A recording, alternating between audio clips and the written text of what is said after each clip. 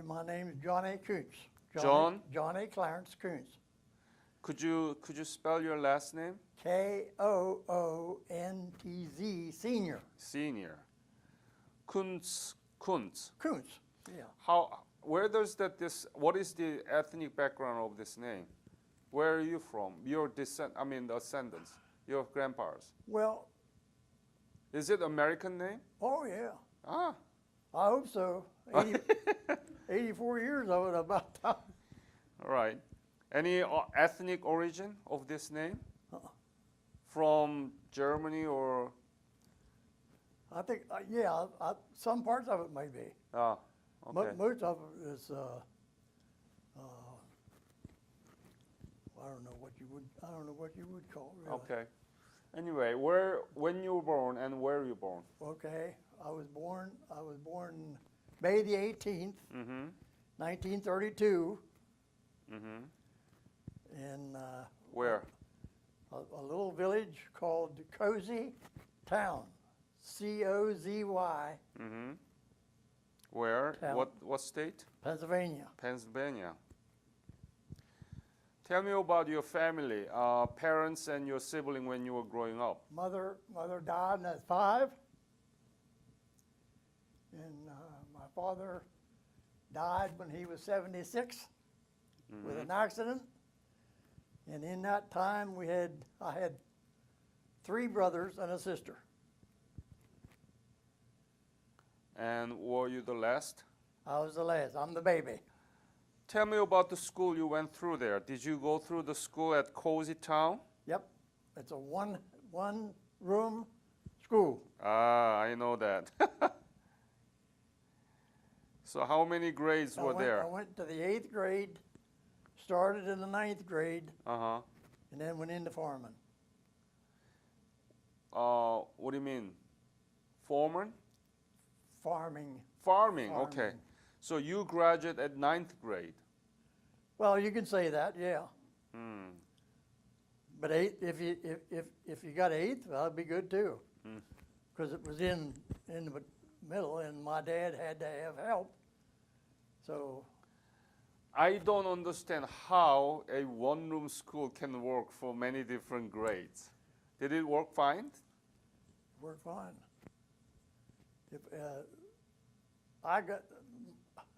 I'll throw a little something in here. Putting there, all the teachers was female. One teacher, right? One teacher for the whole thing. Yeah. But up through the years, Yeah. up through the 8th grade, or 8th grade, why they was all women except one. And that man, he quit the middle way through the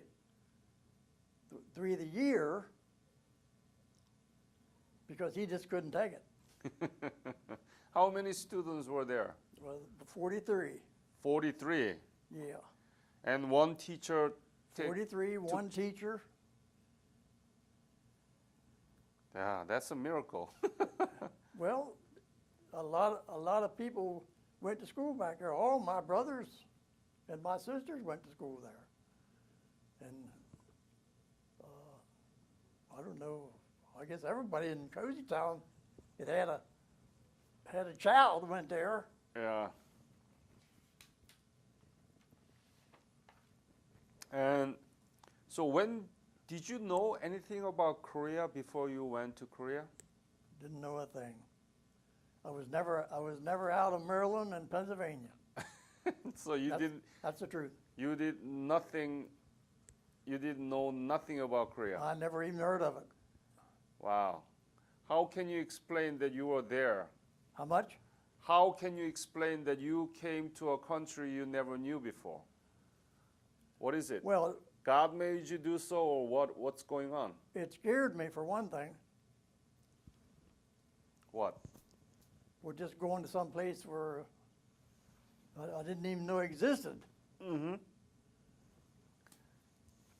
And I didn't know what to expect. I didn't know I was going into I didn't know I was going to stay there, if I was going to move on, or I didn't know what. They didn't tell you. till about 12 days before I went to Korea. Mhm. I was in Japan for 11 days. And when did you leave? When did you join the military? I was drafted, Uh-huh. and I was drafted in 1952, What month? May the 18th. In your birthday? On your birthday? But it was the day after. Well, no, I'm getting mixed up now. It was February Mhm. of 51 Mhm. when I got my papers that Uncle Sam needed me. Yeah. You know, you seen it in billboards and posters and Mhm. everything. And then when you joined the Well, I had to take his examination, and then I had 3 days to get fixed up at home, and that was a rush for 3 days before I had to report to Breckenridge, Kentucky, So you were Army? Army, Army. infantry. Infantry, okay. What kind of where did you get the basic military training? Breckenridge, Kentucky, 101st Airborne. Mm. Training, 101st Airborne, Mhm. on the infantry part of it. I see. 2 stages to a airborne, because whenever they landed, no matter where they landed, they had to know infantry. Right. I mean, you know, you couldn't take a cup of coffee while they was coming down. But that's the way it was. How was it? The military training, was it hard? Difficult? It was hard for some people, because I worked hard all my life. That part of it didn't faze me too much. Hmm. I hate book work. You hate what? Book work, Oh, okay. paperwork. I hate it. I sooner dig a ditch from here to Kingdom Come and do a bunch of paperwork. Yeah. And I was in business 52 years. Oh my goodness. So you liked the training. I think basic training is most important to any young man going into the military. Mhm. So when did you leave for Korea? I led, man, I don't know. I think it was, well, I had 3 months in basic training. Mhm. And then you left? So May 51? It was June, I believe it was June 51. You left for Korea? I left for overseas. Right. I didn't know I was going to Korea Oh, you didn't even know that. because I was in the 101st Airborne. Yeah. And there was a new 101st Airborne in Korea, Right. the 187. Because the 101st Airborne got the stuff beat out of them in Germany, and they didn't have enough for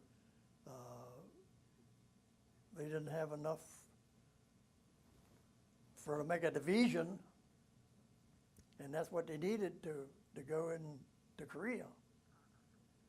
So I went I went to Korea and set out the harbor for 3 days before they could unload us, because there was something wasn't right or something, you know.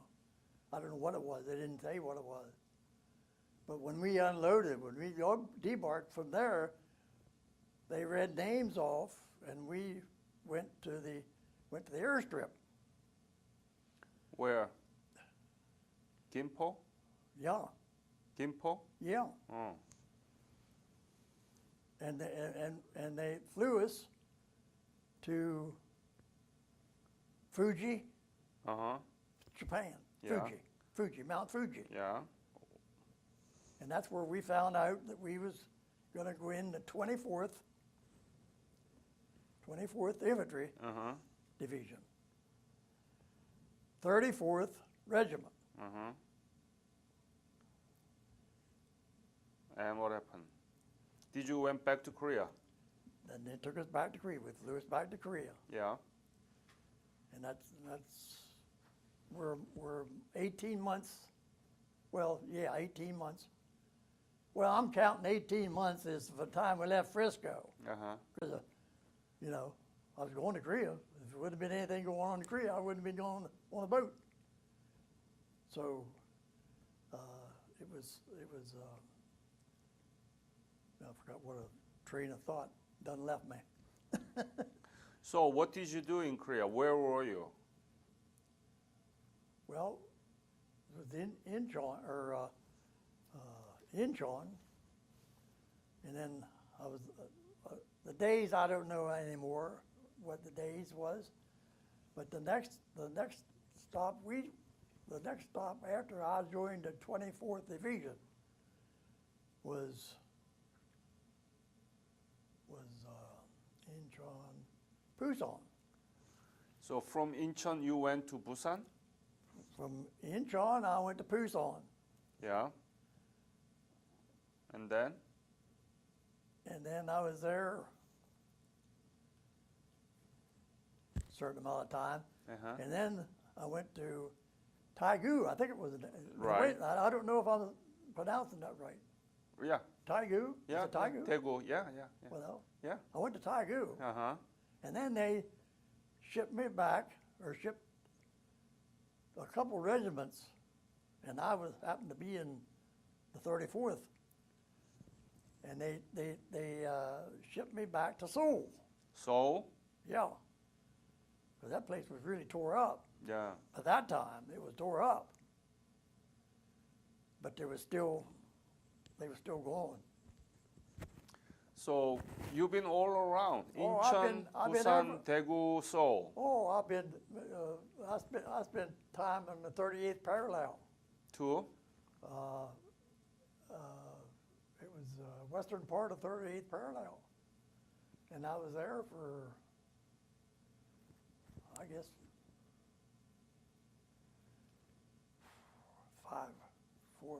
between 4 and 5 months, I guess, there. Mm-hmm. And most of our duties there was running patrol. Patrol this and patrol that. There was one coming, one going all the time. Mm-hmm. Because there was a lot of people from the north trying to get through. Yeah. And Were then- there severe battles all around the DMZ, or how was Huh? it? Were there any severe battles all around the front line? Battles? Yeah. Yeah. Were you engaged in any of those battles? Yep. Do you remember? Some of it. Tell me about it. Well, like I said, there was a lot of patrols. And sometimes when we was out on patrol, we got caught kind of in the middle, you know. And the only way that you can get out whenever you're in the middle of something is fight your way out. Mm-hmm. And sometimes it would last 2 or 3 hours, sometimes a day, or something like that. Mm. And then whenever we moved out to go a little bit further than the 38th parallel, well then we got into some pretty good stuff. Mm. And I'd rather not talk about it. You don't want to talk about it? Not really. Not really. Does Because that? you've heard it all anyway. Yeah. If Yeah. you had an infantryman come in here, he'd probably say the same thing. Right. That's too much to handle, right? Well, it was, what we figured it was unnecessary. You thought that? I thought it, yeah, Unnecessary. necessary. Why? At the time, I thought it was unnecessary. Why? Well, what do you want to shoot another man for? You know, I don't want anybody shooting me. But they was trying to. So I figured, well, the hell with them. If they're going to shoot at me, I might as well shoot back because I was a pretty good shot. In basic training, I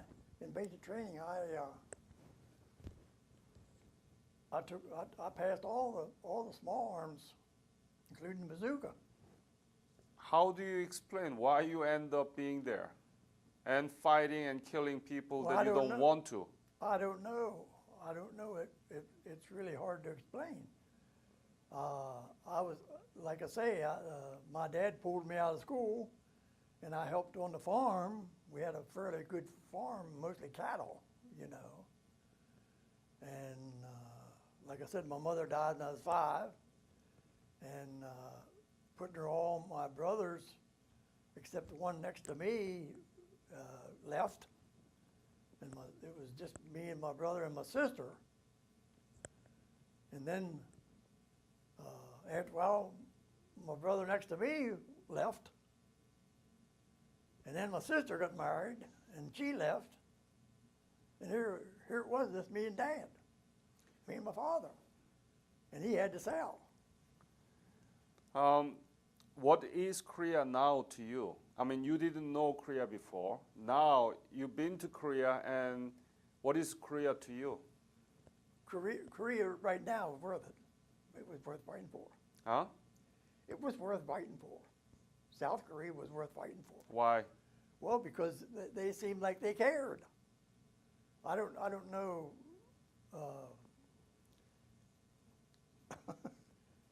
It's hard for somebody like me to explain, because people that's got brains don't even know. You know, Korea has accomplished a rapid economic development, right? Positively. How do you know? Well, because we look at them. If you bring a Korean man over here, lands tomorrow, and then the next day bring a North Korean over, and I'll show you the difference. Yeah. Now, how many people can say that? How many people did you ask that? I asked a lot You know of. why? Huh? Yeah, why? Don't go ahead and tell me. No. You tell me. I want to listen from you. Well, for one thing, South Korea has got more nourishing food than they ever had. Right. They got respect of the neighbor that they never had. They didn't have hardly anything that you could brag about. Santa pots, or not Santa pots, but pieces of canvas stretched around a couple posts, and that's where they went, peed down the street. And my biggest problem was the kids, starving to death. Yeah. Going to pass them along the road, and they would run after you. I'd get the pay. It still does.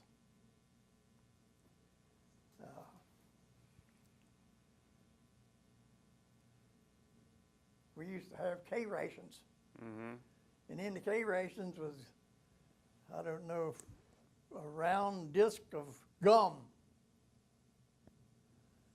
I'll never forget. That's one thing I'll never forget in my life.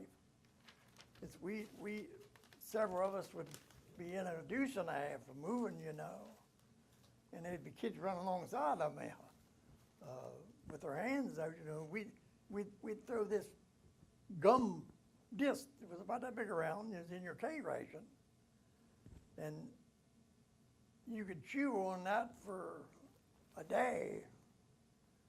And when we figured, well, we'll throw it out the truck because you couldn't do it, you know.